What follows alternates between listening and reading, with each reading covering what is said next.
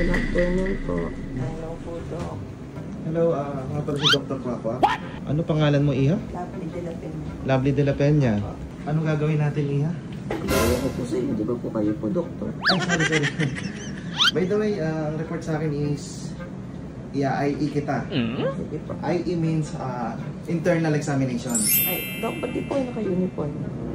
Actually, ano ko, OJT ako. Ay, OJT, off duty. Actually, pumunta lang ako rito para i-serve ka. So, okay, simulan natin yung IE. Bali, kakaroon tayo ng... Doc, ba't di po kayo magka-gloves? Nangulangot po kayo. Bullshit! Ay, sorry. Sasanitize ko gamit ang aking kangaroo packet. Okay? Open po natin yung legs. Internal examination po, ma'am, ang gagawin natin gamit ang aking daliri. Apo. Oops, may ano pa pala si ma'am. Sorry, tanggalin ko naman muna. Sige po. Permission to remove. Tibak. Uy, may kaya si ma'am, branded.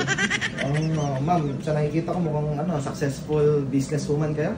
Opo, May kayo magnegosyo? Opo, negosyante po. Negosyante. Kaya pala pati yung buhok mo sa baba, hindi naman negosyo na, palago mo. Ay, hindi po kasi kita bakultis po kasi ako. Okay, never mind, iwasan ko na lang siya, no? So, gagamit ako ng Jisoo, yung blower, para makita ko yung pinakadaan. Kasi medyo malago masukan. Sige po. Aray, Doc, Doc, wait lang, sakit po. Okay, tiisin mo kasi kaya IE. Sabi mo lang, Ano yung nasasabi ng mga kliyente? Sige po. Doc, masakit po. Mukhang ang kinain mo kanina, nag-choking ka? Ay, opo. Chicken, ano? Ito, nakakapa ako eh. Opo. Actually, dapat hindi mo nilulunan yung buto kasi pwedeng... Ay, siguro po nilulungan yung buto din ako. matigas na to.